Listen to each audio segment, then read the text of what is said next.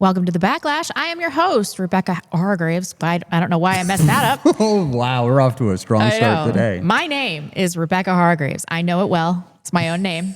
Great start. I am joined, as always, by Mr. Dave Reilly. How are you doing? I'm doing good. How are you? Good. You have a good weekend? Yeah, it's incredibly hot. Yeah, it's been just great. Painfully hot. I kind of can't wait for winter. Yeah, it'll get that way. It will. You do anything fun? No. Why not? What's wrong with you? We have the fair in town. We had the fair in town. I went to the fair, and it was a disconcerting experience. Why? Because I'm always worried that the fair represents the general population. And then I go there and I'm like, oh, we are so screwed. We are so screwed. It was fun, though. You can find us on X at Real Backlash, our website, thebacklash.net. Support us on subscribestar.com/thebacklash, patreon.com/thebacklash. Send your super chats that will be read live. Questions for our guest at thebacklash.net/superchat, or our YouTube channel, which is somehow taking super chats now, and that is at Real Backlash. Sub to us on Rumble as well, and that's Backlash Podcast. Thank you so much for joining us today. Thank you to our sponsors, Atlas Bullion, your favorite supplier of gold, silver, and others. North Idaho Tallow, that is skin products with no endocrine disruptors, and of course, Antelope Hill, the place that will publish literally anything. They're not going to like this. Let's introduce our guest. Am I doing that, or are you doing that? I'll do that. Oh, okay. Pastor Joel Webbon is the president and founder of Right Response Ministries and the senior pastor of Covenant Bible Church, located on the north side of Austin, Texas. He's the husband of Megan, the father of 5 beautiful children. His content is excellent. Please check him out. Welcome, Joel. Thanks for having me. I'm honored to be here. Thank you. Thank you so much for coming on. You can definitely make sure you follow him, by the way, on X at Right Response M. And M as in Ministries. Yes. At Right Response M. Thanks, guys. And his website, rightresponseministries.com. Figure we'd get that up front, and then we'll plug it again at the end. Sure. Just to start, could you share a little bit about how your journey in ministry led you to found Right Response Ministries and Covenant Bible Church? Yeah, sure. I've been building the plane in mid-flight. I've been learning as I go. I've never claimed to, have started the right way with all my ducks in a row. I did not know what I know now, and I'm still very much a work in progress, being sanctified day by day by the power of the Holy Spirit, with plenty more sin that God continues to convict me of, and plenty more opportunity to repent and trust in Jesus. So I was raised in a pastor's home. I was adopted as a baby. And whatever was broke with my mom got fixed. My adoptive mom, she couldn't conceive, but lots of stories like this. After I was adopted, God opened the womb, and they had multiple biological children. And so I was adopted and raised in a pastor's home, raised in more of a charismatic movement, non-denominational, but Pentecostal light, probably like a Pentecostal light. And then as I became a young adult, started really learning more theology from the scripture myself, eventually became Reformed, embraced the Reformed tradition on the Protestant side of the aisle in terms of my theology, my soteriology, what I believe about salvation. In terms of doctrine of God, I would have a lot, almost entirely the same view as most Roman Catholics. I think Roman Catholics are fantastic on theology proper, classical theism and understanding the nature of God, the 3 persons of God, all those things. And so anyways, grew in my theology, set out at a very young age in my early 20s to try to plant a church, because Protestants are allowed to do whatever we want, which is not great. There are absolutely weaknesses with that, but set out to plant a church when planting churches within the Protestant Christian, realm was all the rage. And so it's like, hey, here's a young guy, and he's going to be fresh, and he's going to be relevant, and he's going to, be charismatic in terms of, his personality and those kinds of things. And so I set off to plant a church and led a glorified Bible study on Sunday evenings for a number of years in San Diego, California. Continued to make mistakes, was not qualified to plant a church at the time. By God's grace, eventually I began to grow and began to grow in character and also in doctrine. And then eventually we established more of an institutional church that had leaders, elders, and deacons, and then also a formal, meaningful church membership. That church in San Diego is still doing very well. They've started a school now. They own a building. We started with nothing. And I handed the church over and left to plant a new church in Texas in 2020. It was right after having our third child, and just looking at California, especially in 2020, I didn't want to be there. I didn't want to have children there. I didn't want to raise a family there. The politics, the economics, the culture, all those things. And then I also did have disagreements with my elders. We disagreed sharply over COVID. That was unfortunate. They eventually came around like everybody else. Everybody came around, but virtually no one has gone back and said, oh, by the way, I was wrong. Right? Nobody's apologized, of course. Nobody's apologized. Everybody pretends as though, oh, I always saw it. No, you didn't. Right. I saw a tweet the other day that said, who you were during COVID is who you are. And I was like, that's absolutely right. I'm happy to hear. I wish some people would go back and be like, this was a huge mistake, especially in the ministry. Well, and it's unfortunate because I was at the time, because my elders disagreed, when we finally started, when we were doing church, we missed 4 weeks, and we didn't want to. I certainly didn't want to, but we were meeting in a school at the time, a public school. We were kicked out. We had nowhere to meet. Eventually, another church allowed us. They weren't even using, their building, and we, they didn't let us use their building either, but they let us, at least congregate outside. So we started doing outdoor services at the end of April. Which I think was still a massive failure, but compared to most churches, that put us like 8 months ahead of the curve. The fact that we missed a month, instead of a year of church. So we started gathering outside, but again, there was disagreements with my elders, and so we're outdoors doing, still, the myself and others are wearing a mask, even though we're outside, and I hated it at the time, and of course, my detractors have found pictures of that first service gathered outside with a mask. It's in April of 2020, very early on. It was not my decision. I was outvoted at the time. And of course, they use that to say, look, he failed on COVID too. And I'm like, what? So it's frustrating. But anyways, that was shaping, formative for me, radicalized me, along with many, many, many others in America and around the world. And so that was kind of it. So it was like, all right, I'm getting out of California. My family, I was born and raised in Texas. Praise God. I wasn't, I'm not a native Californian. I'm very proud of that.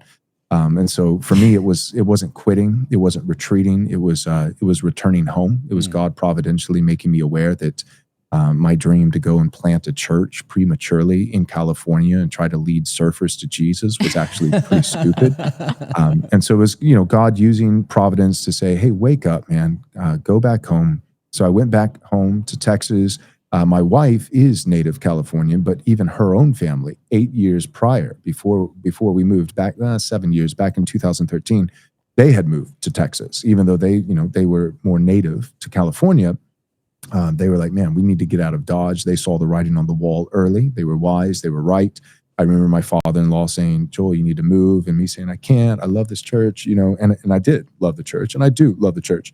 But it was time to go. So 2020, we moved to Texas, started a church in my living room because 7 other families moved with us. So it's like, like the Oregon Trail, with our bandwagons, our minivans, moving to Texas, 7 different families, including my own, and started church in April of 2021 in my living room, and very quickly went from about 20 people, including kids, to about 200 people. And during that time, I started, doing a podcast because I felt like the Lord leading me to never do less than being a churchman and caring for, individual souls at a local level. But I wanted, if God would give me the grace and the capacity to do so, I wanted to do more. So not less, but more. And the Lord has just blessed that. And so Right Response Ministries started, around that timeline, a little bit before we moved, when I was still in California, kind of heading towards that, and then ramped up in 2021, 2022. And now it is, it is what it is. It's not massive. We have like 100, maybe 125,000 or so subscribers on YouTube. X, I didn't even start X until Elon took over because I didn't see the value in it. And but when he took over, so now it's been, 3 years or something like that. And we're about 46,000 on Nice. X. But the thing is, like, the reason people recognize me is I have a knack for pissing people off. And so the clips go viral. Yeah. You've been doing a great job too. I mean, it's you've been really kind of carving out a spot for Protestantism, because we're both Catholic. Right. One of the other, is he a Quaker? I guess he's a WASP. He's Anglican, yeah. Anglican, something like that. But I mean, I think I started following you guys when you started your Twitter account, and it was definitely, it got my attention, at least. I was like, oh, wait a minute. It was right as I was kind of getting disillusioned with this idea of working with Protestants on this Christian nationalism thing. Because I was very involved in politics here in Idaho, ran for governor, ran for school board, got condemned by the local church as an anti-Semite, and, they've been ankle biting me ever since. And I really kind of, I don't know how to put it, but I mean, just kind of gave up on this idea of Catholics and Protestants being able to work together to save America. But your stuff has kind of given me a little bit of hope that maybe there is a way that we can do something. And that way is Christian everybody. Nationalism. Right. That is the future. Can you talk a little bit about that? Yeah. And your 4 pillars. Let me pull up this tweet real quick. This got a lot of play, I guess. Your 4 pillars of Christian nationalism, or I guess of America, or the way to save the American project is that it would be Christian nationalism, patriarchal, and race realism, in any nation. I just think America especially needs it. But this would any nation. If they said, hey, these are the 4 pillars, it would serve them well. Yes. No, I completely agree. And you mentioned something earlier that I kind of want to pick at as well. It's 2025. You're a Protestant who thinks Catholics are the biggest enemy. You're a fool. All of Western civilization is invaded by Muslims, captured by Jews, perverted by sodomites, ruled by women. Our civilization is collapsing. Get a clue. I was so real for that. You were so true, so true, King. Well, so I mean, you talked about the move from California to Texas, but what about the move theologically speaking? You're a Baptist, I believe. So yes, I am a Baptist. I affirm the 1689 Second London Baptist Confession of Faith. That said, I'm not stupid. I'm a lot of. I'm a little stupid, but I recognize that the overarching witness of church history is paedobaptism, even within Protestantism. And I understand as it pertains to nationalism and those kinds of things, that credo baptism is going to be tough. That's going to be really tough. It's not a coincidence that even when you think of European countries like England, for example, like England has had Catholic periods, but it's also, had Protestant periods, and both have been able to succeed, at least, temporarily, with a national framework. But even when it was Protestant, it was Anglican, and I don't think that's a coincidence. So I recognize some of the deficiencies with the Baptist position, but the church that I pastor is a Baptist church. Mm-hmm. I've already made so many theological changes over the years. I just want to be slow. I want to be careful. I want to be wise. I don't want to, one of the things that I have to hold in tension that other guys, podcasters don't, is that I am a local guy. So it's not just, me holed up in a studio. Like, you can actually find me. Right. You can find me on the Lord's Day, at 10 a.m. in a pulpit preaching to, flesh and blood people. And so because of that, my calculus is a little bit different, right? I want to be faithful. I want to repent where I'm wrong. I want to make the changes that are necessary.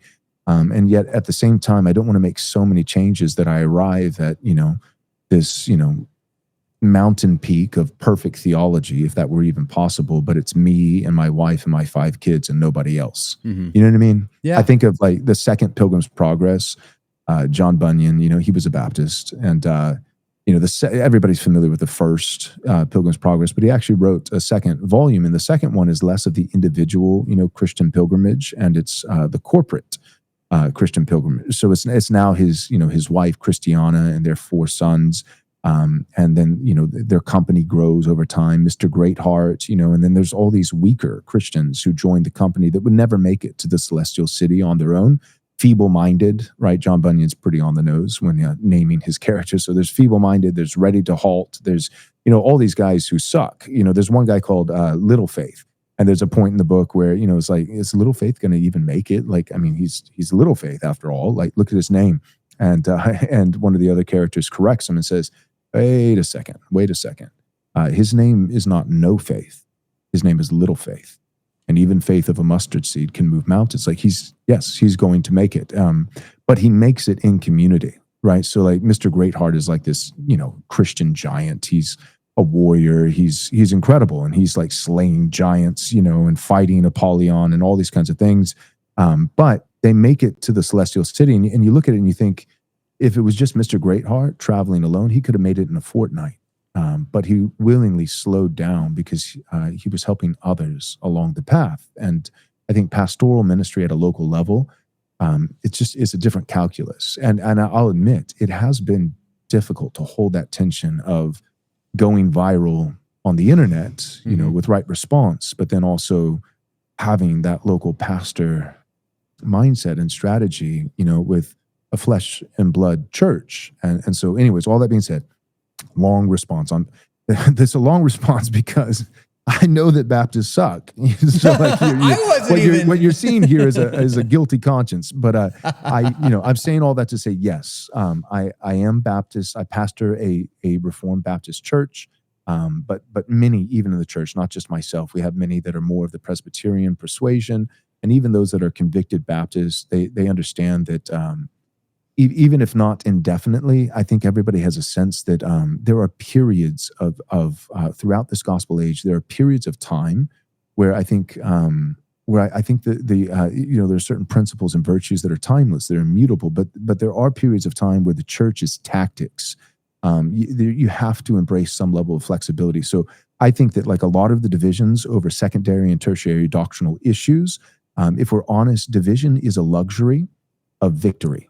You have to win first, right? So when Christendom is reigning, like John Bunyan, again to use him, when Christendom is walking in her, her glass slippers and well adorned, and everybody is on the sidelines clapping and applauding and praising her, right? When Christendom is when Christendom is hot, when you have a Christian nation, then that's when you can afford to have, Main Street and, downtown in every single town in the country, and there's 50 different churches. There's, First Baptist Church and Second and 14 and 47 and the Methodist Church and the, like 4 or 5 different, Presbyterian churches. And there's a Catholic Church, there's an Episcopal Church, there's, all the and what that really symbolizes is that's proof positive that at one point we were a Christian nation. And how's that proof? It's proof because it's only when Christendom is so dominant and so permeated an entire society that you can afford to have an individual separate local church for every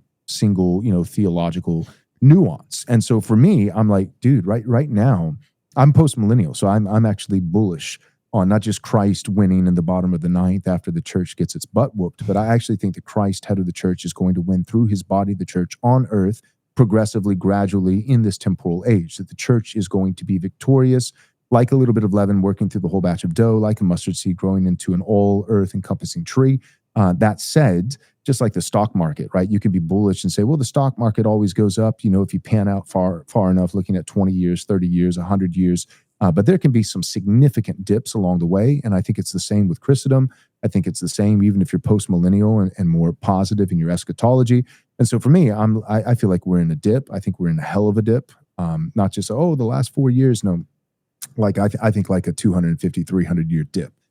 Really, really significant. So my point is, in that moment, I don't think it's necessarily ideal as a timeless principle, right? You have to be timely. The sons of Issachar knew the times and they knew what Israel should do, right? So there's something for that, timely versus timeless. So in a timeless sense, in all ages and all places and all times. I wouldn't say like, hey, you should have Paedo Baptist and Credo Baptist in the same local church, context. But in a time where you're in a post-Christian society, you're being invaded by Muslims, you're run by Jews, women are in charge of everything.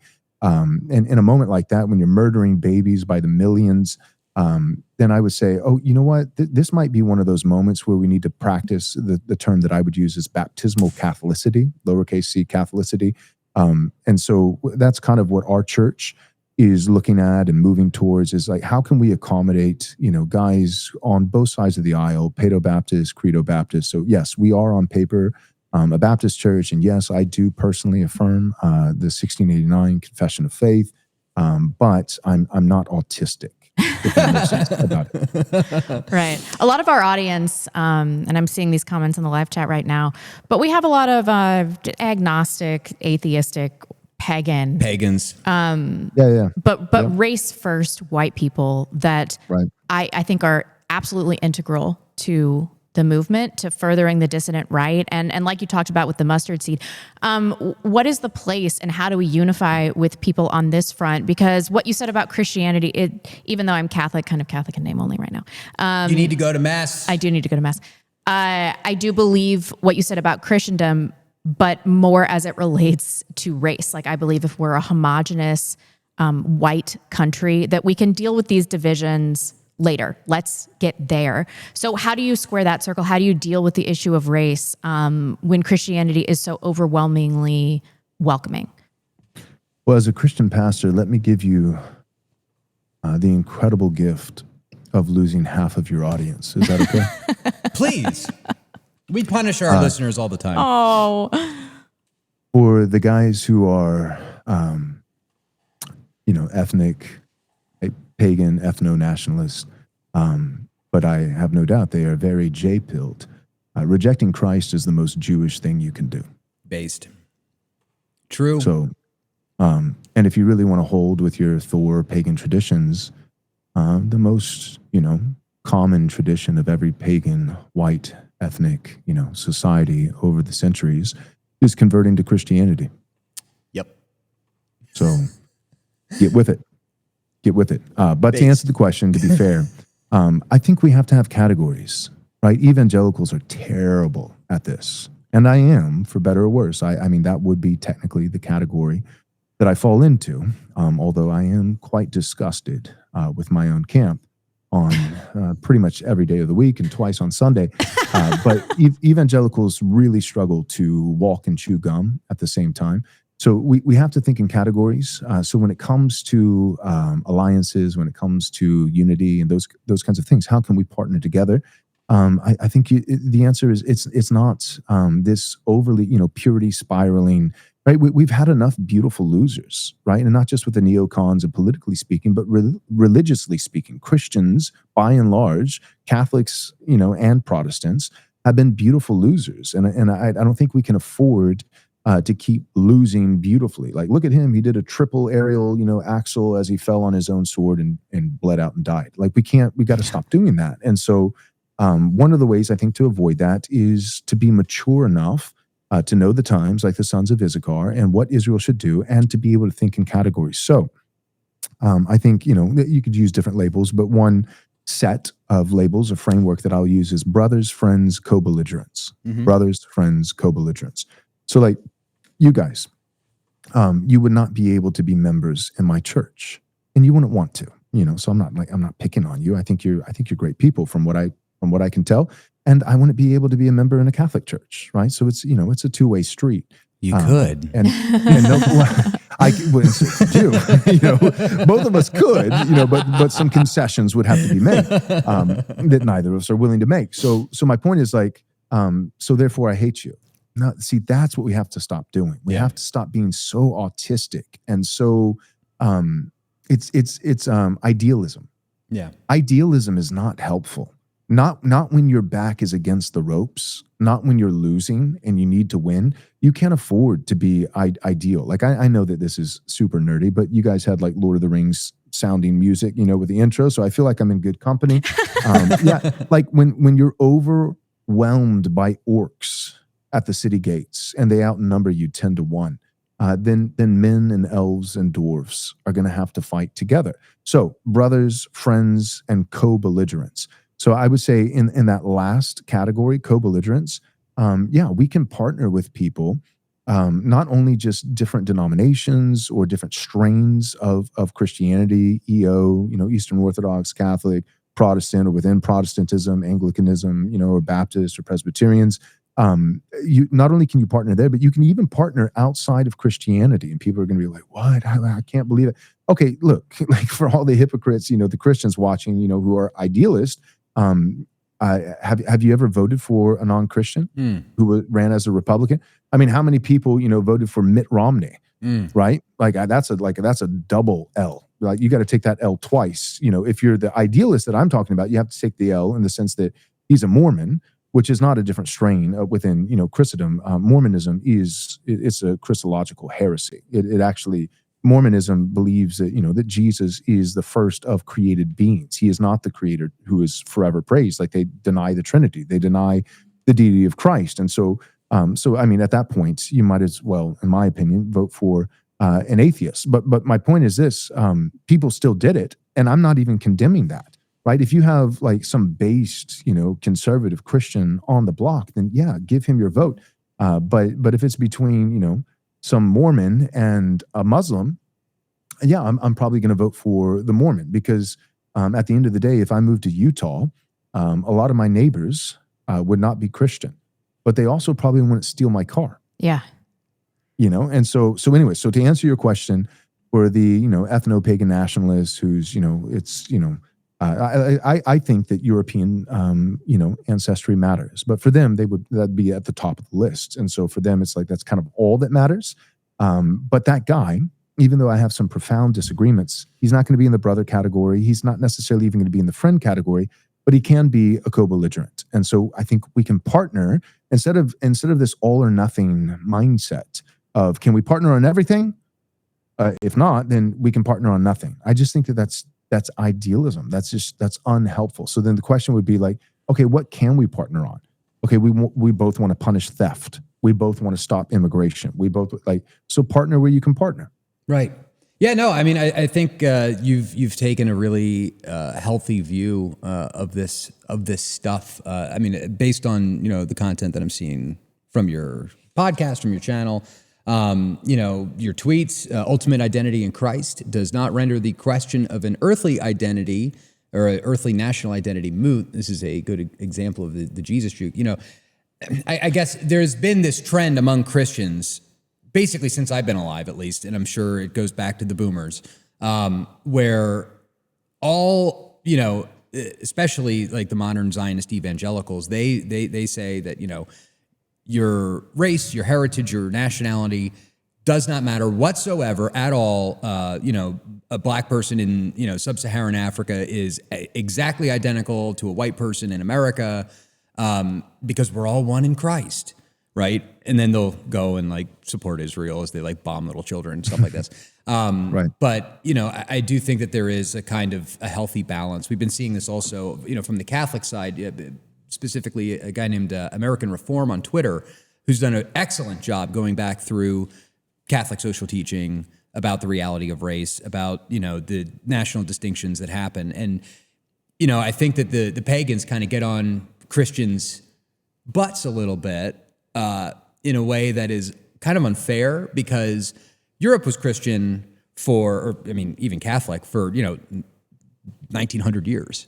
And we had nations, we had nationalism, we defended our borders, we had the Reconquista, and it's only this kind of post-World War II consensus, liberal new religion, it's only since that has come about that we have really kind of started to commit suicide en masse. I mean, I don't think that theologically this is even very confusing because it can all be explained by God made different races and then borders and nationality and cultures. So how is this such a? I think that you can definitely be a race realist and be Christian. I don't think they're at odds at all. I don't see them. Yeah, I don't see how they're opposed. I mean, and you can even look at these stories like, was it the Tower of Babel, right? And isn't what it is that we're doing today in America basically a modern incarnation of Babel, right? We're trying to take all of these people together, trying to, build our AI super god computer thing that will make all the decisions for us. It's striking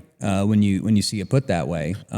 Thoughts? Part of the problem, real quick, with the Tower of Babel is just terrible exegesis, which is really, it's a modern way of interpreting the scripture. It's gay race communism, eisegeted onto the text rather than exegeted, read out of the text.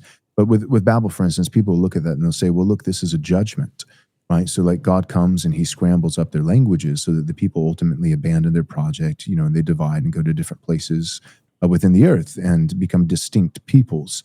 And people say, well, look, this is God's judgment for their pride. And it is, there is a sin of pride, but there's really, at least, you could flesh it out even more, but two primary sins, not just one, but two.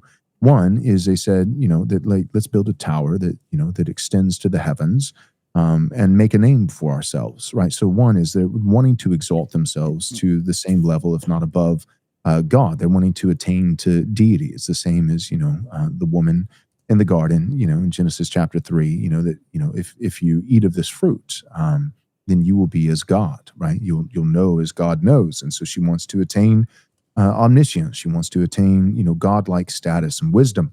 And so it's that sin, the sin of pride and arrogance and wanting to exalt himself to the status of God.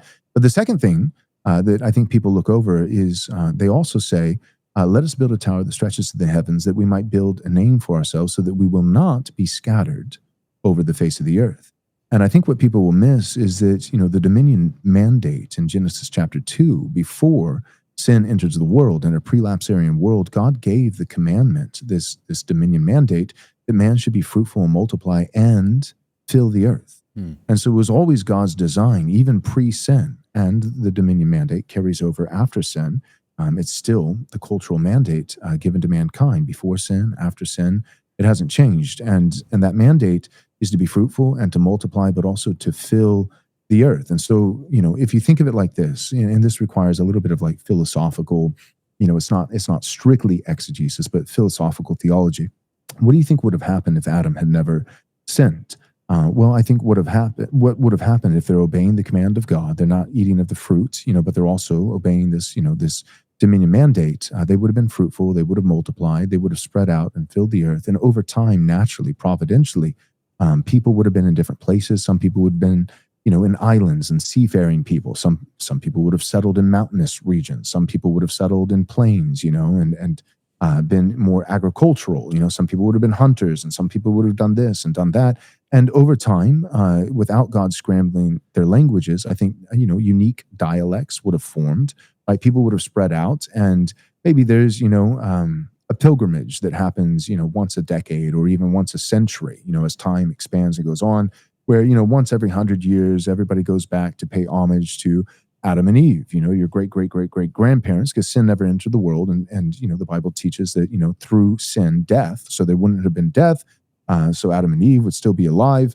And so, maybe once every 100 years you go back and you visit them. But again, over time, I think dialects would have formed. Dialects would have become languages. There would have been different strengths and weaknesses among different people and different skills and different knowledges and all these.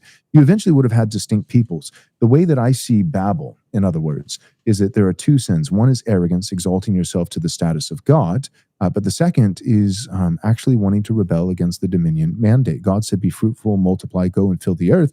And they're saying, let us build this tower to the heavens to make a name for ourselves so that we will not have to obey God. We will not be scattered over the face of the earth. They're wanting to congregate when God explicitly commanded in the garden that they should not congregate, but rather fill the whole earth, that they should spread out. And so what God does in Babel, it is a judgment, but it's a judgment containing mercy, as many of God's judgments are. So it is a judgment on its face, a judgment for their sin of pride. He disrupts and destroys their arrogant, project of trying to ascend to godlike status with this tower.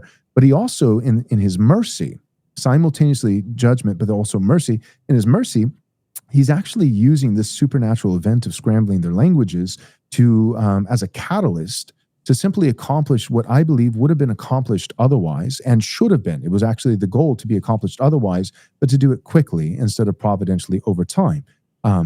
So I think that Babel, what we miss with Babel is that God is actually yes, he's judging the sin of pride, but he also, it is a judgment coated with mercy. He's also getting mankind, his image-bearing creatures, back on the original track faster, knowing that because they're disobedient, rebellious, they're not going to do it through obedience. And so I'm going to supernaturally do it with this cataclysmic event. And so that being said, if you don't view Babel in that way, then you'll be reading, the story of, Genesis chapter 11 with Babel, and you'll be thinking, these are the good guys, or, to steel man it, you'll be thinking, well, the only thing they did bad was their pride. But if you could, congregate and stay together and have a, globalistic one world, government and everybody speaks the same language, if you could do that, without the hubris, without the arrogance, then that would be really good. But you have to see it again as two failures, two sins, not just one. Pride, but also not wanting to spread out and be distinct peoples, which I do believe was the intended goal. And so God's judgment was a judgment towards pride, but also a mercy towards getting us back on track with a catalyst, speeding it up with the original dominion mandate. So different nations are good, and different peoples are good. And because, I'm a Christian and I love the Bible, I look at Revelation, I look at the end goal, and it's like, before the Lamb, we're all going to be worshiping God together in unity, and we're going to see every tribe, tongue, and nation represented. And I like that. Diversity in heaven is great. You know why? Because low crime rate. Because there's no more sin. So it's okay. I don't have to worry about diversity. Stealing my car. So one, there's no more sin. But here's the irony: you don't have diversity in the end if you don't maintain diversity now. Mm-hmm. Yeah. Right. You don't get every tribe, tongue, and nation. If Jesus tarries, we don't know when he'll return. It could be tomorrow, but it could be 1,000 years. I tend to think it's going to be a while. It's been 2,000 years already. Everybody who said, Jesus is coming back next Thursday has been wrong again and again and again. It could easily be another 1,000 years, 2,000 years, 5,000 years. So if the Father chooses for Christ to tarry in his final physical return and the final resurrection of the dead and the culmination of human history and all these things, and we don't beat back against gay race communism, then you actually don't get diversity in heaven. Yeah. You're not going to have every tribe, tongue, and language. It's just going to be this soup, Now, speaking of pride and hubris, which we were just talking about. We haven't talked about Jews enough. Well, they have their own word for it. It's chutzpah. Chutzpah. You got to get that in there. Chutzpah. Recently, I don't know if you've seen this video. You probably have. Speaking of pride, Mike Huckabee, our ambassador to Israel, was recently, I guess, meeting with some sect of Orthodox Jews talking about anti-Semitism. And we've got the clip. We're going to play the clip. We're going to talk about the clip. This is unbelievable. Let's see. The ambassador has a very interesting view of anti-Semitism. Rosh Yeshiva grew up in America. There was anti-Semitism, of course. And I've experienced it, we've all experienced it. The ambassador has a very interesting view of that. He says you can't understand anti-Semitism. If people who are anti-Semitic, it's because they're against God, they're against the Rabbi Shalom.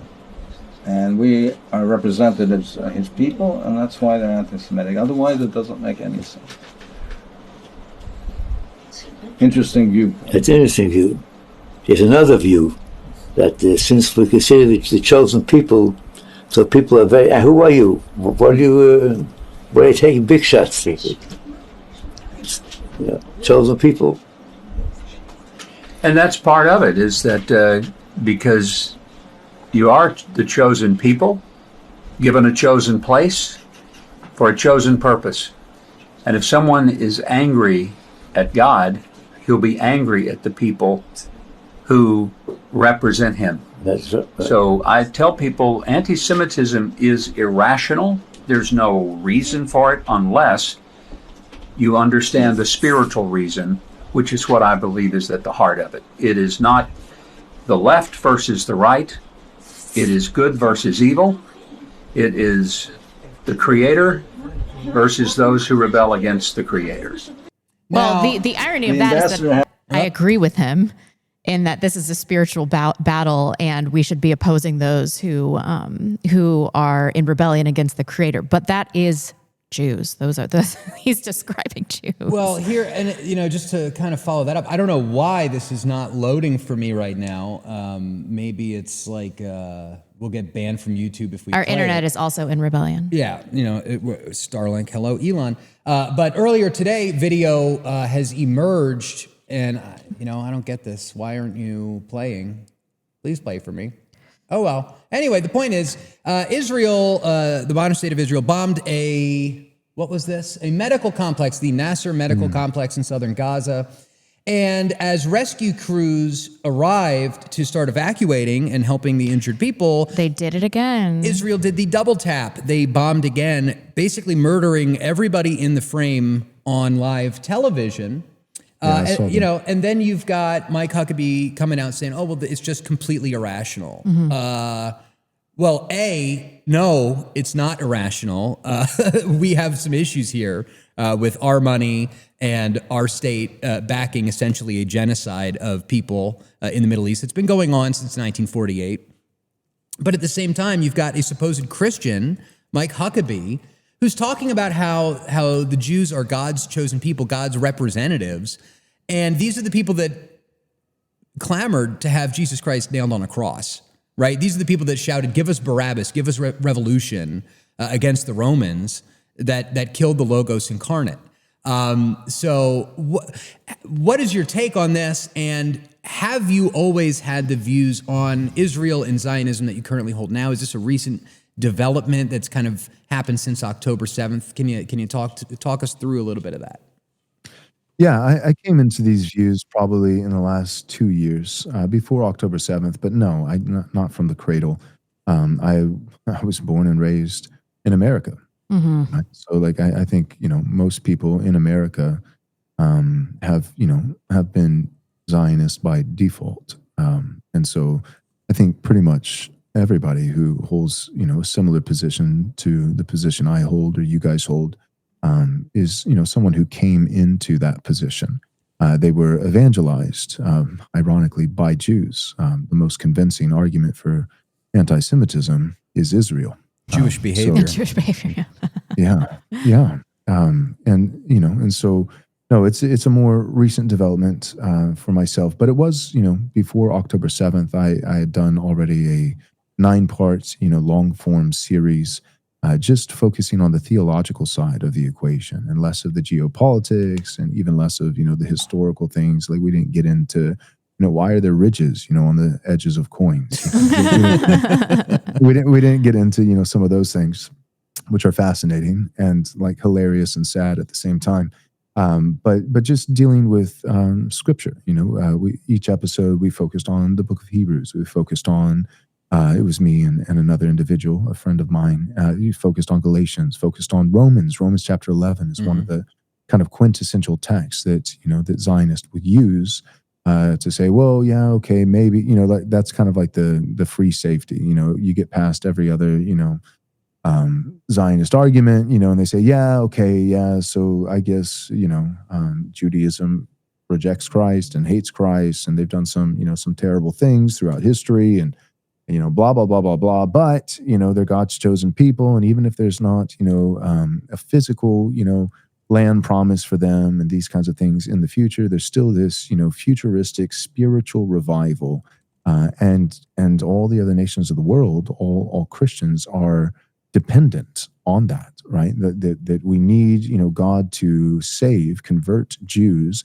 And when that happens, their conversion, the natural branch is being grafted back into this, this olive tree, that will mean this life from the dead. It'll be the kickstart of this global revival where all the other nations, the Gentiles will start flooding in. And so if you care about, your country, if you care about Brazil, if you care about, El Salvador, you care about China, you care about Russia, you care about, if you care about the rest of the world, then you got to be rooting for the conversion, this, at least spiritually speaking, a spiritual conversion in our future of the Jewish people. Otherwise, you're not going to get it. So we dealt with that, and dismantled that because I don't believe that. I think that's not what Romans 11 is actually talking about, at least not as it applies today. And so we did all this kind of stuff. So my views predate October 7th, and the theological framing. And but yeah, it came later in life. I like everybody else, I didn't think a whole lot about Israel one way or the other, but I just by default accepted that they must be God's chosen people and those kinds of things.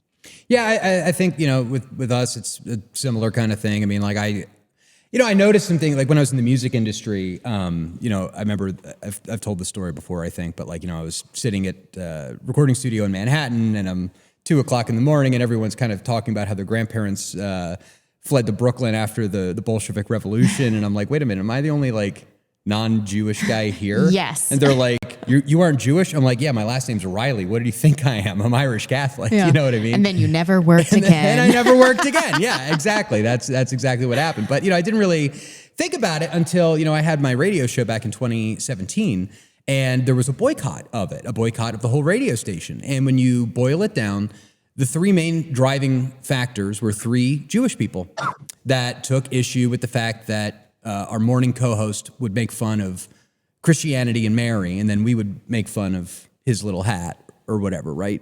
And so he was allowed to make fun of Christianity, but then we weren't allowed to make fun of Jews. Yeah. And That's how it and goes. so when there was an opening, these three key players in town used their power to pour gas on the fire, and then all of a sudden it's like, okay, we got a problem over here, And then of course, over the past 8 years, seeing the Hebrew Immigrant Aid Society, putting all the pieces together, and even more recently, actually, the reason why we even have this show is because a local Protestant Zionist minister started calling around to some of my friends, asking questions about my relationship with Rebecca, with Vincent James, R.I.P. He used to be on the podcast. He's retired now.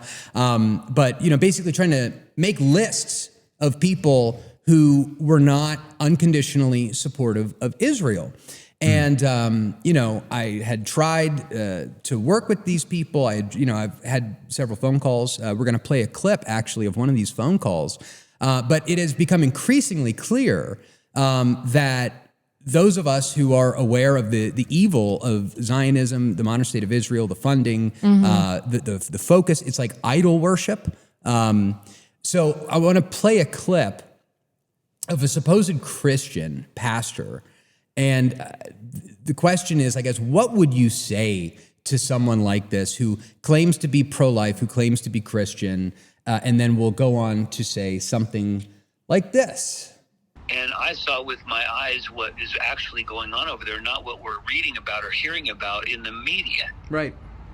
And I think, and this for the record, I know that we may disagree here. And David, please, you and I can disagree about a lot of things agreeably, I think. When I see what Israel is doing, I think they have every reason to do it. And I would do more. If it were me, I would do more. Because I would be telling them, give us back our hostages or you're dead. And they keep saying, you're attacking our babies. Then give us back our hostages and we'll stop. I know that's rough language, but they have Americans.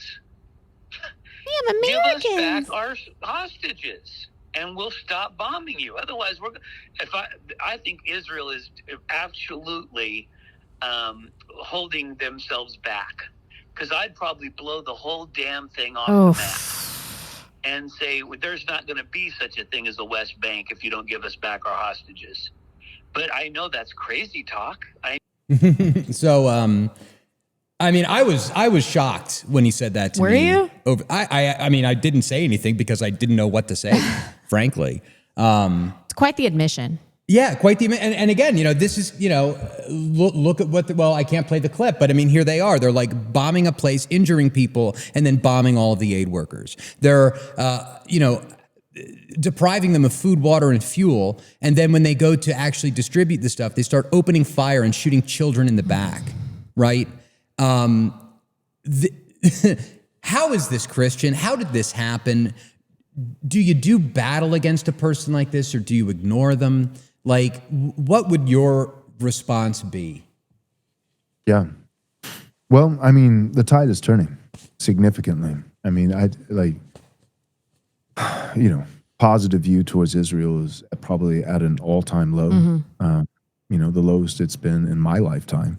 And so again, like I said earlier, we all agreed that one of the most powerful arguments for anti-Semitism is Jewish behavior. And so I think as Israel continues to behave the way that it is currently, it's kind of like the left, the Biden administration, those kinds of things. Like that's part of the reason why Trump, won with as much of, a margin as he did. Was like, one of the best arguments for Trump was Biden.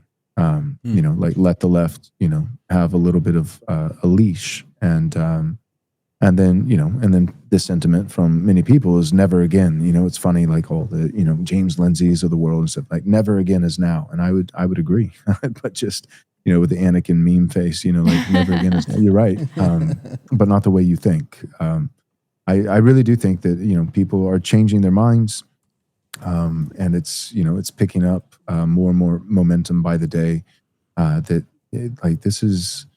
It's inhumane, it's cruel. You're talking about genocide. You're talking about war crimes. You're talking about things that are universally despised by most people. And I think one of the best things that you can do is you can make arguments and you can respond and all those kinds of things. But one of the best things you can do is just continue to publicize it. Like that's the difference is media, right? We didn't have the technology that we have today. And, and even when we did, there were gatekeepers, and the gatekeepers still try, but everybody's breaching containment. They're not able to, to hold the line as they once did. You're not able to suppress speech like you once were. And so I think, with more and more freedom of speech, with more and more independent people in media and, in technology and people, just showcasing who Israel is and the things that they're doing, the whole world is turning against them. And I think they know. And I think it's weird because on the one hand, it's like, man, if you were Netanyahu, you'd be thinking, well, we better back off because we're getting some pretty bad press. But on the other hand, I think they realize that, the boomers are going to be gone. Well, I don't know. We say that, but I have a sneaking suspicion they might build a base on the moon and harvest. I know, right? And and find a way to live forever. So I don't know. Like people have been saying the boomers going to be gone, and I'm not convinced. I feel like somehow they're going to find the fountain of youth or partner with Peter Thiel, and just upload their consciousness, transhumanism or whatever. Like they'll find a way to make sure that Gen X and millennials are forgotten, in all of eternity. But assuming that the boomers actually do die, Israel's toast. Yeah. Yeah. Right. That gravy train is coming to a screeching halt. So my point is, I think Israel, on the one hand, they're like, dude, like, we're getting terrible press. On the other hand, I think they know their days are numbered. They actually have a very short window before all of a sudden, like it's going to be a lot of millennials in charge. It's going to be a lot of groypers in charge. It's going to be, and I think they know, oh snap. Like if we're going to do something, we've got to do it now. Yeah. Yeah, that brings us, I've got like the two last kind of follow-up questions were, Nick Fuentes, you've been very outspoken in your support of him. We've had a couple of priests on our show that are very supportive, Father James Maudsley. I think that this kid is, I don't know, man. Like there are moments where I think like this kid was like anointed for this period of time. Yeah. To be doing what he's doing, saying what he's saying. There's times when he's like, giving a political speech, all of a sudden it's like, more intense than any sermon I've ever heard from like a priest. And it's just like, wow. So I guess, have you had any backlash for coming out and supporting this young man and supporting groypers and this whole kind of America First dissident right movement? How have you navigated that? Yeah, so I'm pretty committed to a radical strategy that upsets a lot of people. My strategy is this: I support everything that I agree with, and I don't support the things that I don't agree with. Wow. Right? Like I have that position, I hold that position, not just with Nick, but I know this is, again, radical, but actually hold that position as a universal one size fits all for everyone in all the world and in all time periods. So I agree, and I'll publicly say it, I agree with everything the Nazis did that I believe, according to the Word of God, was moral and good. And I disagree with everything that the Nazis did or did not do that does not agree with the Word of God. I actually hold that view towards, Stalin. I hold it towards Mussolini. It's a radical position. I know. So all that being said, I have publicly said, because here's the thing, again, it's my theology, it's my faith in Christ and my commitment to God's word as infallible and true, that causes me, to do things that upset people a lot of the time. But one of the biblical principles that I want to submit to and I want to obey is the scripture that says to give honor to whom honor is due. And the easy thing to do, because I see guys doing it with me, so I think I'm maybe just more sympathetic towards a guy like Nick than a lot of other people are. I think a lot of people don't have sympathy because they can't relate. And they can't relate because they've never been right. with you know what I mean? Like they've never been right, and they certainly have never been right early before other people, before putting their finger in the wind and seeing, so a lot of people they're quick to judge because they're not able to relate at all because they've always been freaking wrong about everything. That's why Nick is so dangerous. I don't know how you could be sympathetic towards Nick. Well, I can see why you don't see that because you've never exercised courage in your life. You've never been right in a prophetic sense ahead of time in your life. Now, for me, and it's the grace of God. It's not to boast in Joel, but by the grace of God, I actually know what that feels like. I know what it's like to be a minority and to be persecuted and hated and told to shut up and slandered and mocked because, not because you were wrong, but because you were early.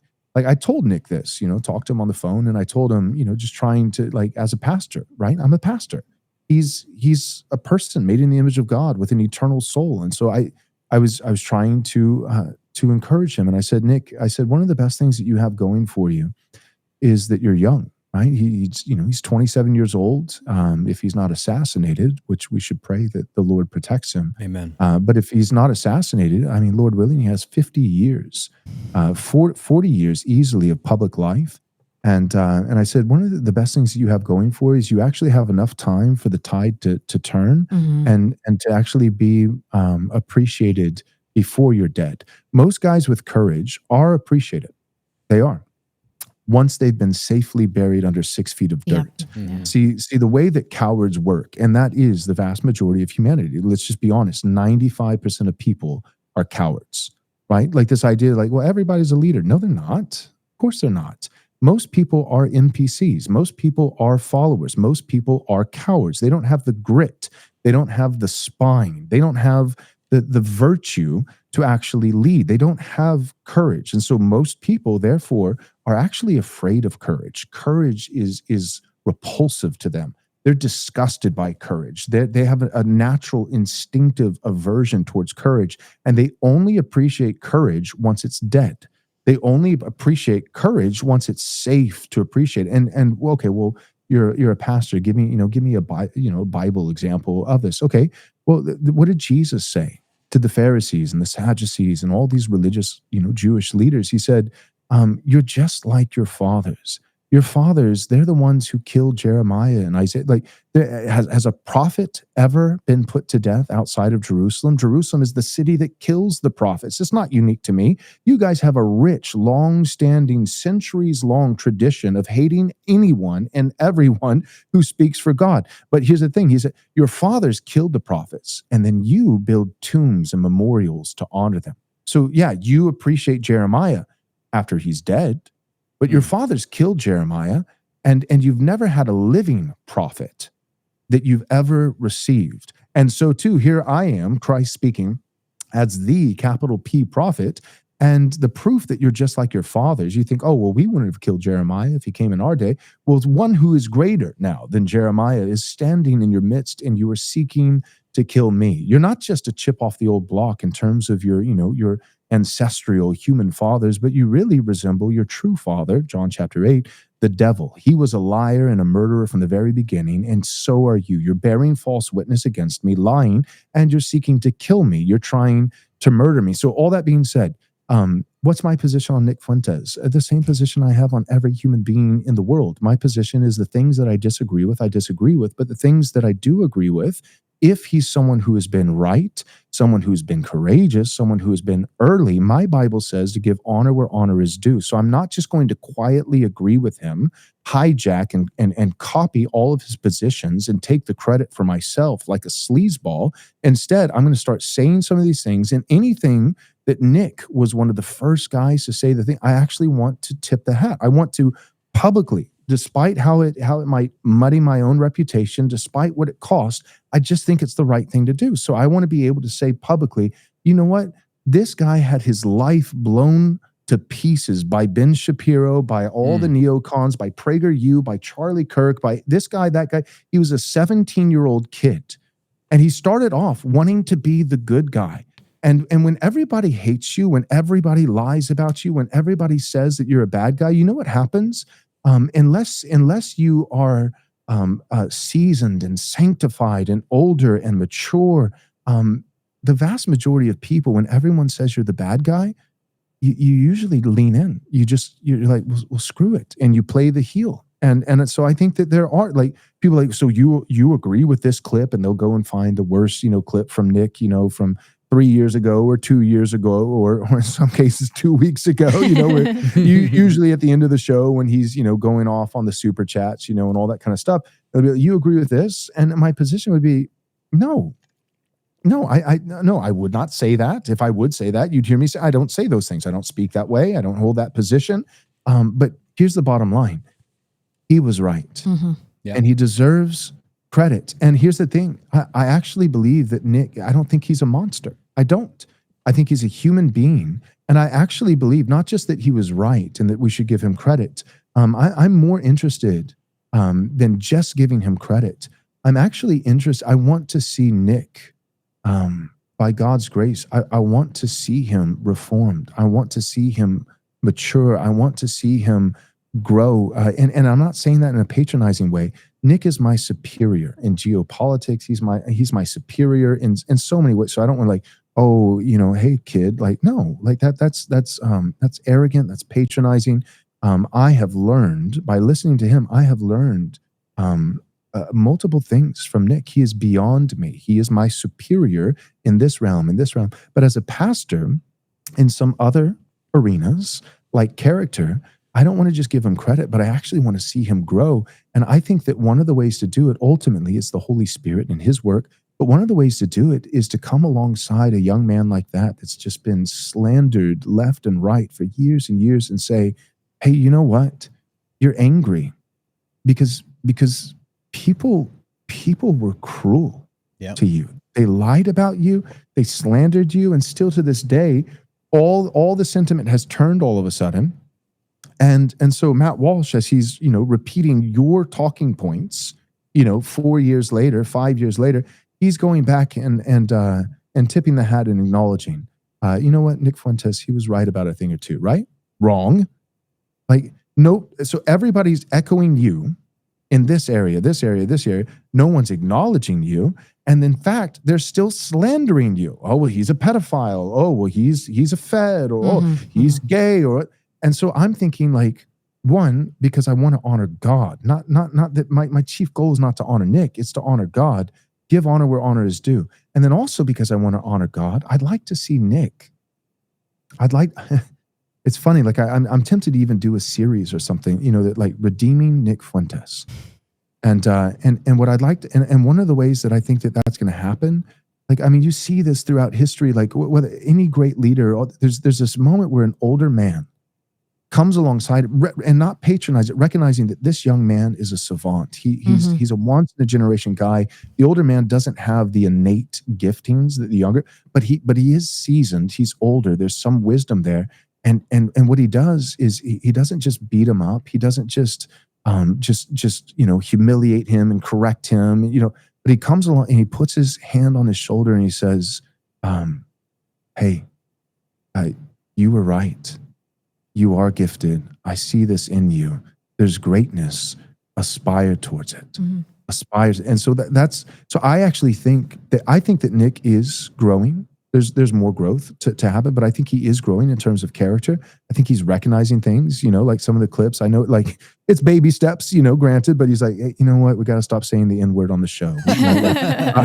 It's baby steps, but that's growth. That's something's happening. I think he's cleaning up. I think he's maturing. He's not compromising. He's not moving left in terms of his positions, but in terms of his presentation, he's realizing, like, okay, maybe I don't want to just do a show, forever. Like, what if one day I actually want to run for office or something? Like, I do need to grow up.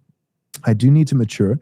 And I think one of the big things that's going to help him along the way in that journey is some guys actually, instead of attacking him all the time, coming alongside and pointing out the good and affirming it. That's what father figure, like, as an adopted kid, like, I'm only, and I've made tons of mistakes, but I would have been so much worse. I would have been a total degenerate if it hadn't been for my parents adopting me, Christian parents.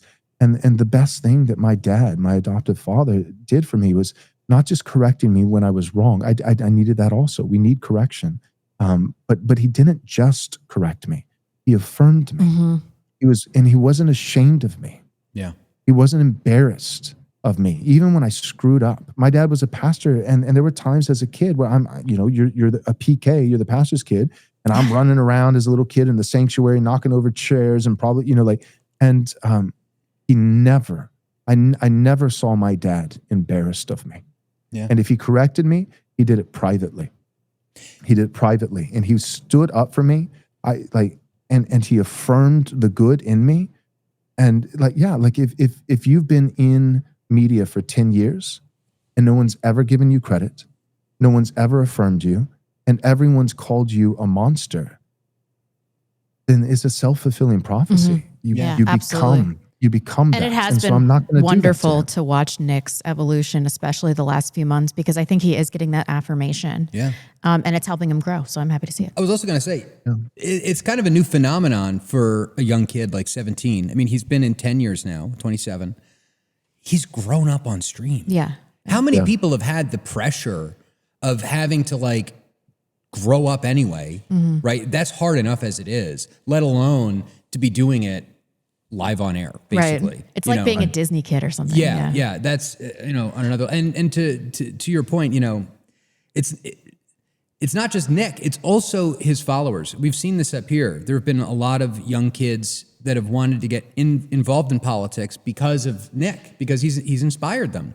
I've seen hundreds of people convert to Christianity, to Catholicism, because of Nick. Right. And then to see people like that pastor we played, or Jewish operatives up here that run around, and they'll find these 18-year-old kids, 19-year-old kids, and then immediately start character assassinating them, shitting on their character, ostracizing them from groups. And it's like, what do you think you're doing? Yeah. You're going, whatever radical you think they are, when you get done with them, they are going to be unstoppable. Way more radical than they ever were before. We're going to get to super chats, so get your last minute super chats here if you have any questions for Joel. Last question, we got a super chat a couple of episodes ago. What are your thoughts on Pastor Doug Wilson? Because he's up here in Idaho. There was a big CNN piece that was done on Moscow, Christchurch, what he's doing down there. I wasn't sure if you guys were in the same, I don't think you're in CREC or anything like that, CREC, the whatever the group that he does.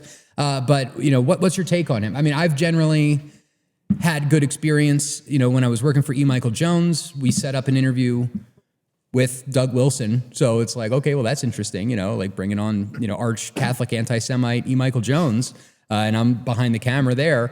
And then, everyone at his church that I've ever met, Gabe Branch and all these other people, they've been great. Yep, I love them. They have. But we've had super chatters that say that he's, excommunicating and doxing members of his church for supposedly being anti-Semites. So I didn't know if you had a relationship with Doug, or if you knew anything more on the subject. Our audience was kind of curious your thoughts. And of course, if Doug is out there, we'd love to have him on the show.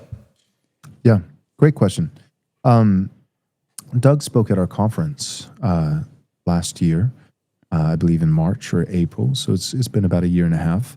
And in the first couple early years of our podcast, he came on the show a number of times, not like a dozen, but I can't remember, 3, 4, 5 times. Mm-hmm. I've been to Moscow, my wife and I, back in 2020, actually in February, right before COVID hit, and spent time in the Wilsons' home and got to meet a lot of the Moscow, Idaho people, and there's some of the kindest people that I've ever met. There's a lot of people who are frustrated with Doug right now, who appreciate me and are mad at Doug, and so I have an answer to that. I'll give my thoughts, but first, I'd be remiss, right, if I'm going to sit here and defend the good of Nick Fuentes, and not equal weights and measures. So Doug Wilson, I believe it was actually him. Ironically, he said, "A man's greatest credentials are not plaques and diplomas on the wall." But the laughter at his family's dinner table. And I think that's true. And so say what you will about Doug Wilson, but he has 3 children who fear the Lord, and 20-something grandchildren who fear the Lord. He has a church of 1,500 people that he's pastored for 40 years. It is a healthy church. He's helped with a few other men to start a Presbyterian denomination, the CREC, that represents a couple hundred or more churches throughout the world, predominantly in the United States. He was integral in kind of recovering the classical Christian education model and starting the ACCS, which is a group of multiple different schools at this point. Definitely hundreds, if not over 1,000 different classical Christian schools. He started a school there in Moscow, K through 12. He started a college, New St. Andrews. The guy, say what you will, but he has been a formidable force. Powerhouse. For Christendom.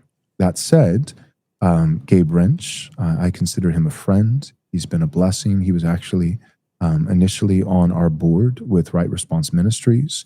And so I'm incredibly grateful for him. I spoke at one of their conferences briefly on a panel for Christian Nationalism a couple years ago at a Fight, Laugh, Feast conference, which is a group of the guys, Gabe Wrench and some others from Moscow, put that annual conference on. And so I have a ton of respect, ton of love, ton of appreciation. But unfortunately, the whole thing blew up, and I really think it's tragic because it's kind of one of those situations where it's like it doesn't have to be this way, but it is.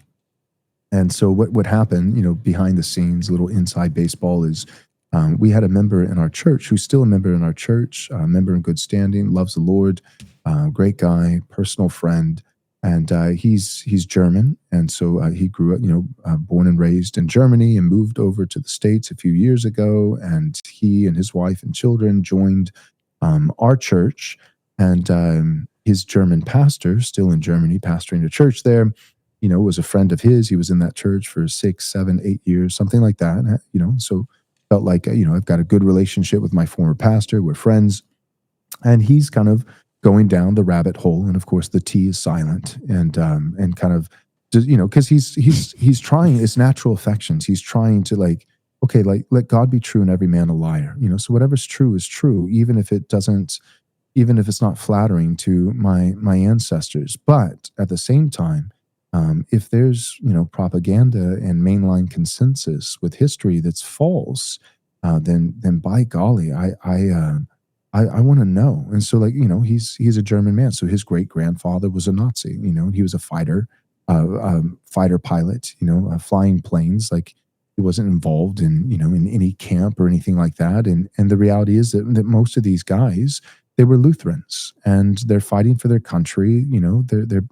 Their families, their wives and kids are starving. Churchill cut off all the supply lines, and the entire world. They're fighting on every front. Great Britain and Russia. And all that. And in America, of course, we enter the fray. We've never found a war that we didn't like.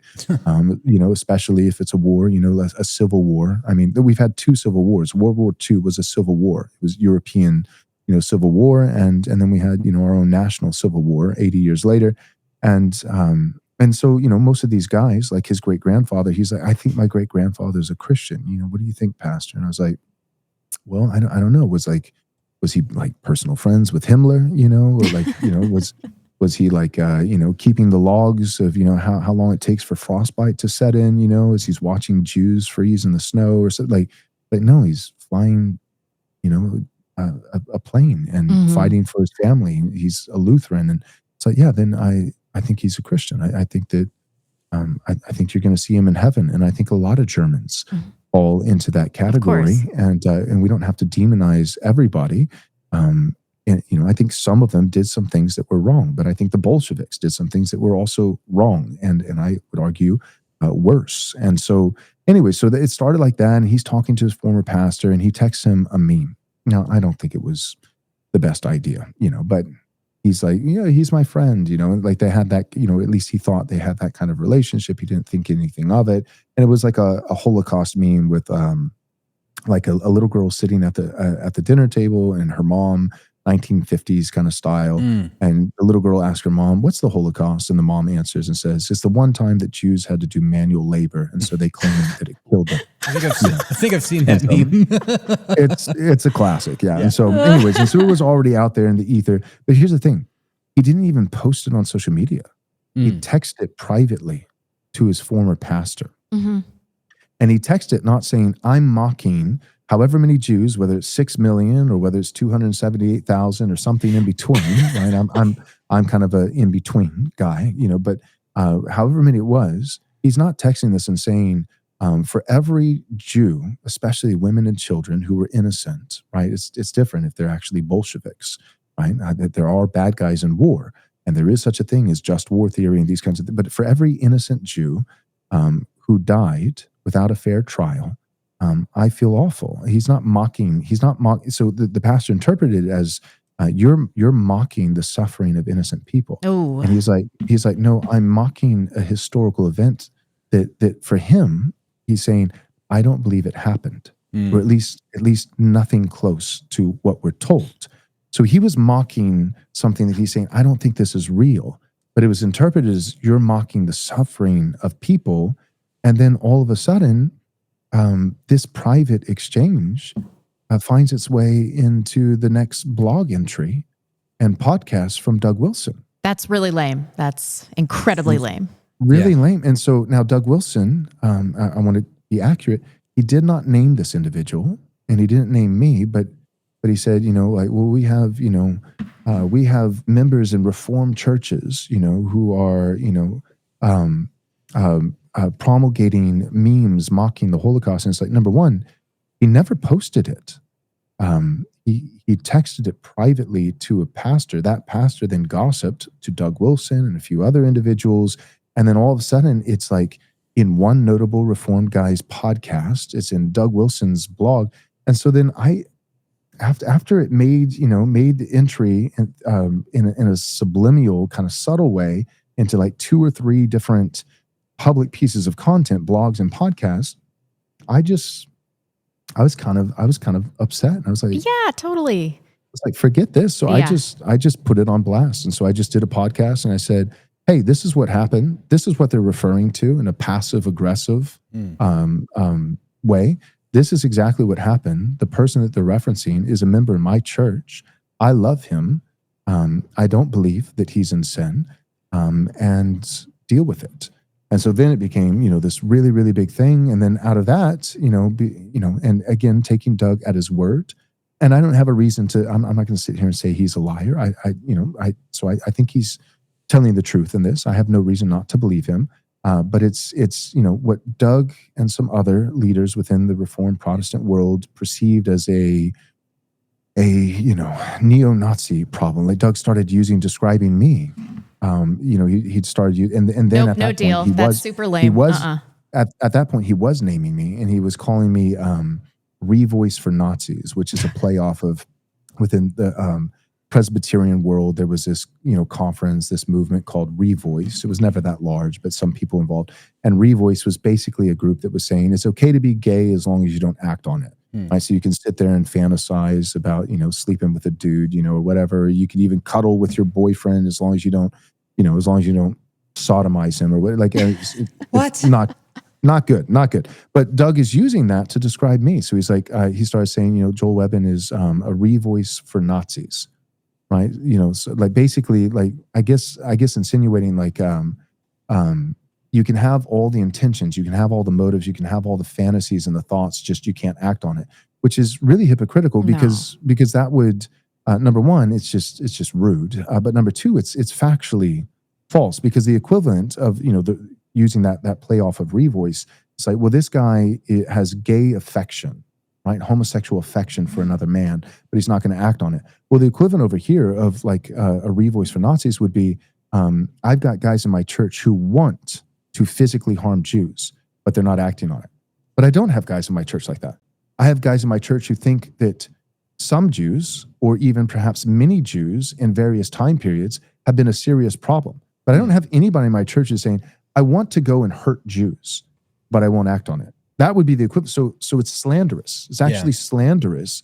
And so all this happens, and I defend this guy, in my church, who, like, he's not a celebrity. He's kind of a little bit of a celebrity now, but he's not a celebrity. He's not, a big name, or he's just a guy in my church. And people, people were shocked by it, because they're like, you had an in with Doug Wilson, who, is kind of growing in popularity, the CNN, documentary. And like, you had an in with this guy and this guy, and these guys were at your conference, and you were this growing, young man, growing in prestige and influence in the Reformed world, and, connections with these guys. And you blew it all up over one random guy that nobody even knows his name. And also, what he did was no big deal. Yeah. And my answer was, yes. And I'd do it again, because it's the right thing. And that's the thing that people, I don't think, realize. They're like, well, Joel's publicly, saying, positive things about Nick, because he just wants a claim. Well, no, I also stood up and defended the no-name German in my church that only cost me, at least at the time, because it's just the right thing to do. So whether it's a member of my church that nobody knows who he is, or whether it's Nick Fuentes on a generational run, you do the right thing. And so from that event, so this is blowing up, and people are saying, well, there's an anti-Semitism problem within the Reformed Protestant world. And then also Pete Hegseth, who is a part of a CREC church, was during, him being, grilled and everything like that to be confirmed for Secretary of Defense. And so, he was a CREC guy. And so Doug Wilson, again, giving him credit, I have no reason not to believe him. He was thinking, well, one of the things that he might be interrogated over in his hearing might be, well, he's an anti-Semite, because he goes to a CREC church, and there's this within the Reformed world, there's all these anti-Semites. And so then, if it wasn't already this big enough ordeal, they, Doug and some other guys in the Reformed world, significant players, came out with a statement, and they called it the Antioch Declaration. And the whole thing was basically saying, yes, Jews, are not Christians, and they need Christ. There's only one way, to salvation, faith in Jesus. But there are all these different false religions, and Judaism is not worse than any other false religion. And I'm sitting there and like, yeah, in the eternal ultimate sense, spiritually speaking, you reject Christ and you go to hell. Whether you reject him because you're a Muslim, or reject him because you're a Hindu, or reject him because you're a Jew, or reject him because you're an atheist, or whatever it is. But to say that all false religions are equal with no disclaimer, it implies that they're equal even in their temporal effects. And the reality is, think about that for a second. Yeah. Temporally speaking, has Mormonism had as many temporal negative effects as Judaism? Nope. Of course not. Of course not. That's insane. It's also like saying that like every sin is the same. That like, murder is the same as, stealing a Cisco cup from like a cafeteria or something like that. Well, exactly. And that's another common, evangelical misnomer. It's like, well, all sin is equal in the sight of God. No, it's not. All sin, if not repented of and covered by the blood of Jesus, by grace through faith in him, all sin is equal in its eternal spiritual consequences, that it will separate you from God in eternity in the conscious torments of hell. Yes, not all sin is equal, however, in its temporal earthly effects. A white lie does not affect people here and now in the way that a serial killer does. And number two, even eternally, although all unrepentant sin will send you to hell, there is a hierarchy on earth, right? Egalitarians, hardest hit, hierarchy on earth, hierarchy in heaven, and there is a hierarchy in hell. Jesus says to one will be given a light beating, but to another will be given a more severe beating. He's talking about people who perish in their sin and go to hell. So even in hell, everyone will be eternally separated from God in hell, but not everyone's torment. It'll be bad for everyone, but it will not be equally bad for everyone. God is just, and because he's just, God punishes justly. And because not all sin is equal, the punishment is not equal. And so you can apply that to sin, you can apply it to false religions, as I did. So I went on the record and I said, I believe that Talmudic Judaism is uniquely pernicious. All false religions are bad, but I believe that this one is uniquely pernicious. And so they used exact language. It was very clear. They were talking about me and others, a few others that held that similar position and saying, Judaism is not uniquely pernicious. All, false religions are bad, but to say Judaism is uniquely pernicious is anti-Semitic, And so anyway, so it became this whole ordeal. So all that, back to your question, what do I think about Doug Wilson? I think he's a Christian. I think he's been faithful. I think he's done a lot of good. And here's the thing, I'm trying, again, equal weights and equal measures. I try to be consistent. So all the way back in the beginning, I said, we can't be idealist, right? Where it's just, all or nothing. And I sometimes think that some of the guys who are, in the noticing crowd, that you and I are a part of, they notice one thing, like what happened between me and Doug, and they would say, Jew, subversive, op, and so I see guys like, Rabbi Doug, or whatever, and it's like, look, I think he's wrong on this issue, and I think it matters. And yes, I do think there are reasons. I don't think it's random, right? Doug has Jewish family members. He's 2% Ashkenazi. His wife is 13%. Her dad, I think it was her dad was 25. Her grandfather was 50 and was a Jewish rabbi, actually. So Doug's wife's grandfather. Yeah, so there's a little bit of an every single time situation going on, but and he has partly Jewish grandkids and things like that. So there is some familial, natural affections, which I, just for the record, because again, equal weights and measures, I'm not going to demonize that. He is also in that. I care about my kids. He cares about his. So there is that, and then also I do think that there's a play right now. I think there's I'm just going to say it. There's a NatCon play. I was going to say the NatCon connection with Yoram Hazony. That's and right. The Peter There's Thiel a Yoram people. Hazony play. There's there's a Daily Wire. Andrew Klavan, he's done some stuff with it. So I think there's a strategic calculus. I think in Doug's mind, he's like, Jews are not Christians. They need Christ, but we don't win without at least some kind of partnership with them because they're so influential, especially here in America. I think that's part of it. And if I'm wrong about that, then take it with a grain of salt. I don't want to speculate too much. Sure. And then I know, because he's using his own words, he's written about this. I think there's the familial piece of having Jewish relatives, and that one I understand. Like if I felt like the whole world was souring on the Irish, well, my wife is Irish, and my kids are therefore part Irish, and because I have kids and I love them, they're part Irish. If the whole world was like every single time the Irish, then I might start getting a little nervous, So I'm sympathetic in that regard. But my point is, I can look at that and I can say, this was an unforced error. I think it's a significant error. I think it unnecessarily divided the body of Christ, and I think you're wrong on the issue, and it's carving out cover fire for certain individuals who are doing untold damage to our country, to our civilization, and to the church. And yet, I can say that, and I don't have to be an ideologue. I can say that and also say, and you recovered classical education, and you've built, hundreds of churches, and you've done this and you've done that, and I've learned certain things from you, and I'm grateful. Yeah. So that would be my position on Got Douglas. it. Well, thank you very much. Sorry, we are unfortunately, well, not unfortunately, but big thank you to the Rift TV for loaning out the studio for this interview today. But I do believe that there is an interview that needs to take place. And so thank you so much for joining us, Joel. You can find Joel on X at Right Response M.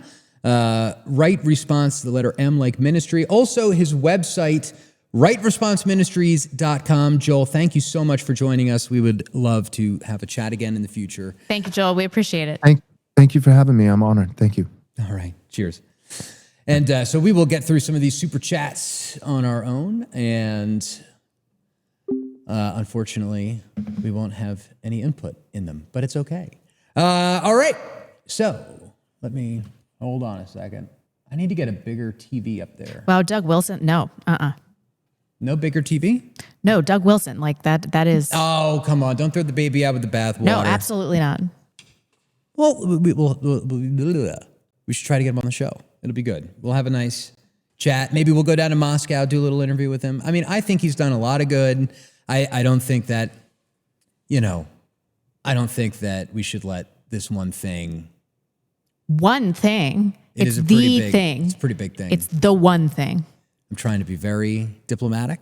I'm just not feeling very charitable towards him. That is so lame. Yeah, charity. Big deal. Anyway, off to your super chats today. Thank you very much for everybody who did super chat. You can get your last minute ones in at thebacklash.net/super chat. Weasley264 sent $5. Love Right Response Ministry. So happy when I found the Protestant LCMS church, which does not permit women pastors. Most traditional church I found in Pennsylvania so far. However, every pastor is a soft soy boy and elders are boomer Zionists. What do? Go to the Latin Mass. Go to a Catholic church. I don't know. I don't know how to help you in Protestant land. I mean, with Catholics, it's pretty easy to find a good church. Whether or not they're saying the Latin Mass is pretty good measuring stick. And whether or not there are gay flags hanging up on the altar, that would kind of tell you whether or not you should head for the door. Bustin' Cider sent $5. Enjoy Right Response Ministries. Devin Stack has a good point. If any church has such a wide range of acceptable viewpoints on Zionism, how are they ever going to be effective as a tool to fight against it? Joel still seems afraid of racism. Also, is Antonio a white? Who's Antonio? Devin Stack's stream this week was so good, and I felt like personally attacked because he was talking about retards on the dissident right that are saying that we should ally with Muslims to defeat Jews, and I was like, I said that. I've said Sometimes that I have to listen to Devin Stack's stream. He reels you back in. That reels me back in, and I was like, oh, I'm that retard. That's Hey, me. it's like, hey, retard finder, found one. I know. Right over here. Big Mad Lad sent $5. What is Joel's opinion on the millennial reign and the seemingly unfulfilled Old Testament prophecies? Does he think that it has already happened or will happen when Christ returns? You have to take scripture pretty unliterally to think that it has happened. I am not Joel. I do know that he considers himself a post-millennial partial preterist is what he said in his recent interview with Dr. Taylor Marshall. So I don't know if that helps with the super chat. Unfortunately, sorry, we had a bit of a scheduling error. Scheduling conflicts. Somebody had to get in over at RTV, so I can send him a text. How about that? I will screenshot this, and maybe on Wednesday we will talk about that more. Book Track Groove sent $10. Matthew chapter 24 and Revelation chapter 7. Solve this problem. This is your homework this week, guys. On the race issue, Joel, what shows do you recommend for women? Are active, remove, no-fault divorce? I have shows for women. Well, what are your shows for women? Okay, I'm into this true crime show called Evil Lives Here, and every other episode is like a white chick that got into a terrible situation with a minority, and all of this could have been prevented if her parents were just like, don't date black guys. Based. Watch that show. No-fault divorce is evil and needs to be abolished. Agreed. That's awful. It ruins families. It's not good. We need to Get rid of it. Big time. Get rid of it. Big Mad Lad. Send $5. The Bible never once mentions racism as being a sin. In fact, it doesn't ever say slavery is a sin. How have we got to the point where the church teaches this suicidal empathy where racism is the ultimate sin and we have to let in all the third world? Jews. The Holocaust. Yeah, that's exactly how that happened. Yes. Now, I know, mean, the Catholic Church, Christians in general, we've opposed chattel slavery. I mean, that's out there, but It's so retarded, though. It's like, if God wanted us to miscegenate into different races, wouldn't he have made it so that there was no distinction amongst races? yeah. They can all be refuted so quickly. Yes, obviously. Over on Entropy, Castler777 sent $15.03. Oddly specific. Thank you for the big super Thanks, chat. I appreciate it. There was no note attached to that. Let me just check here if there happens to be more super chats on Entropy. It does this weird thing when I start the live stream. Yeah, there is. The Shadow Band sent $10. Always great to hear from Joel. Our denominational differences should not keep us apart. I think that more and more there's consensus forming that we need to find ways to work together and play nicely. And then when we win, we can argue. We can deal with it later. Yeah. We can argue when we win. No Mixing sent $5. Hey, white boy, stay away from Connie. Don't touch the wonton. Oh, somebody was saying, somebody was I don't get this. Somebody was saying to look this up in the live chat, and I was unable What's to up do with this. wonton? I'll look it up in Twitter. Okay. I sound like Reinhardt sent $25. Hi, Reinhardt. Devin is, of course, correct again on this. For all the concern trolling about purity spirals, if we fail to mention our standards, then there is no movement in the first place. We stand to gain nothing by allying with our enemies of any faction. Yeah, true. I mean, I think that, it's not just a matter of like the enemy of my enemy is my friend type of thing, but I mean, there is distinctions, and I mean, among the divisions in the right, there are better and worse. And the other thing that has kind of stuck with me, I watched a little documentary by Zoomer Historian. Oh yeah.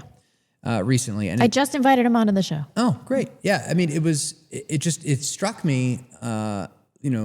He was doing this history piece about the youth.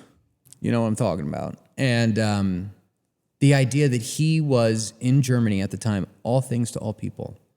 And when you learn the history, there were like the Protestants, the Catholic monarchists, there were the right wingers. I mean, Ernst Röhm, and he was gay, and all these different people. And so to be able to build a coalition in a Weimar country that had been divided and those divisions sown by Jews, specifically to prevent the people from ever getting together and exerting their will in their country, I just find that fascinating, being all things to all people and finding ways to work together, because no one faction, in my opinion, is going to slay this dragon Absolutely. alone. Right. We need to work together.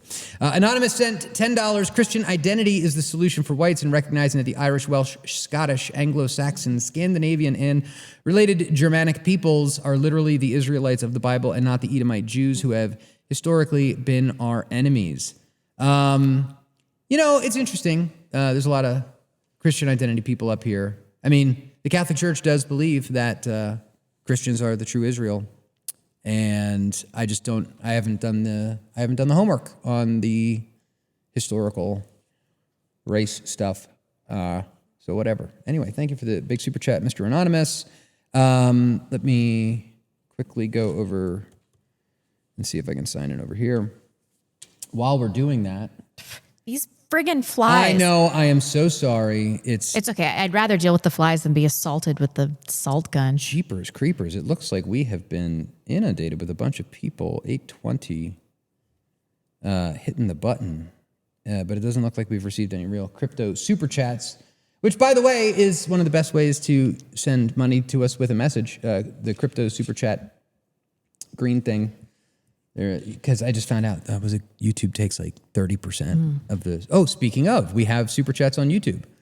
Son of a bitch. Here we go. Super chats on YouTube. Imperius sent $5. More shows just for me. Thank you for the big super chat.